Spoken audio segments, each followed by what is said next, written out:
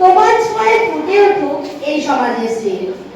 আজ আমরা এই কক্ষে সমবেত হয়েছি একটি বিশেষ প্রকল্পকে স্বাগত জানাতে, প্রাপ্তি স্বীকার করতে, ধন্যবাদ জানাতে পশ্চিমবঙ্গ রাজ্য সরকারকে। আমরা সকলেই জানি পশ্চিমবঙ্গ সরকার 2013 সালে সমাজে পিছিয়ে পড়া মেয়েদের কথা স্মরণে রেখে কন্যাশ্রী প্রকল্পের শুভ সূচনা করে, যার লক্ষ্য ছিল মেয়েদের স্কুল ছুট প্রতিরোধ করা, বাল্য বিবাহ বন্ধ করা, মেয়েরাও যাতে ছেলেদের হাতে হাত কাঁধে কাঁধে মিলিয়ে এগিয়ে যেতে পারে। আর্থিক কারণে কোনো মেয়ে যেন শিক্ষার আঙিনা থেকে দূরে না চলে যেতে পারে, সেই লক্ষ্যে 13 বছর থেকে শুরু করে ধাপে ধাপে 3টি স্তরে মেয়েদের আর্থিক সহায়তা করে চলেছে পশ্চিমবঙ্গ সরকার।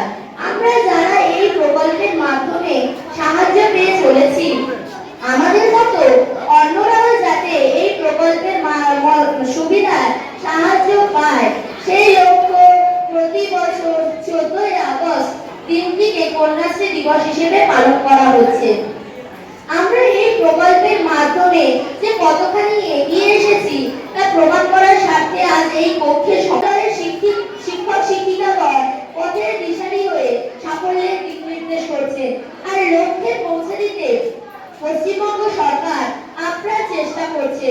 আমি আশা করব এইভাবে সমস্ত রকমের সহযোগিতা ও সাহায্যে আমরা সমাজের ধারক ও বাহক হয়ে উঠতে পারবো। এই বলে সকলকে যথাযোগ্য সম্মান জানিয়ে আমি আমার ক্ষুদ্র বক্তব্য শেষ করছি।